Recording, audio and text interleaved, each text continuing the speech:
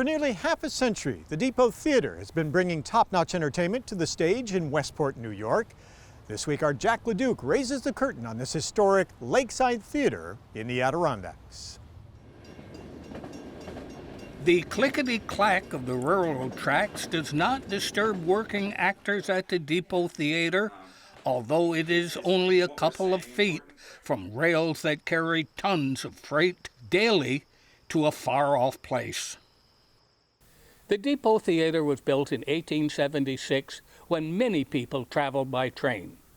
Then the automobile came along and replaced it, and the Depot Theater came up for demolition.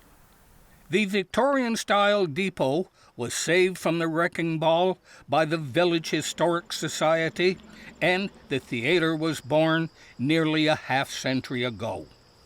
My job as artistic production manager is I am a glorified scheduler who gets to do some artsy stuff, which is terrific. It's the role that needed to be filled here at the Depot, so I was thrilled to do it.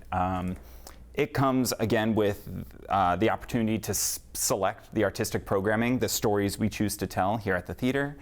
And then it has like the added bonus of like getting to work with our technical team, our set designer, lighting designer, props, costume, making sure we're all trying to tell the same story, that we're working in collaboration with directors and actors to get a really perfectly distilled and synthesized vision for a single production. Like the trains, theater attendance was also decreasing, and there was talk of all theater fizzling out. It seems every year they're like, theater's dying, theater's dying. You know, like a lot of things, I think it's going through a rebirth. I think it's finding that it's not sustainable the way that it was being built.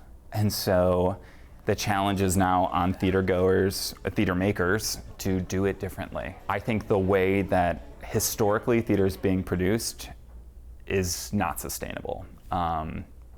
What's keeping it alive? Creativity.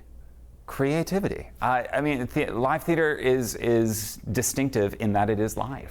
It is not something you can press pause. You cannot stream it. You have to be here to have a shared communal experience. I don't think that's going out of style. This connection is not replicable. You can't get it from TV. The communication that happens from on here to out there is unique and specific and feels differently night to night. Glavin said that the theater teaches you about yourself and the world around you. Another thing taught here is hard work. Actors do 8 rehearsals crammed into 10 days and then perform to a live audience. Then on to more rehearsals for another play. A few miles away at the Grange is a stage where youngsters can get a taste of the theater life. The Academy program is a summer program for area students ages 7 through 17. We do a 3-week day camp type of program, Monday through Fridays, for 3 weeks, and then we put on a musical at the end of that time. The general idea is that the kids learn acting, dance, and choreography types of skills.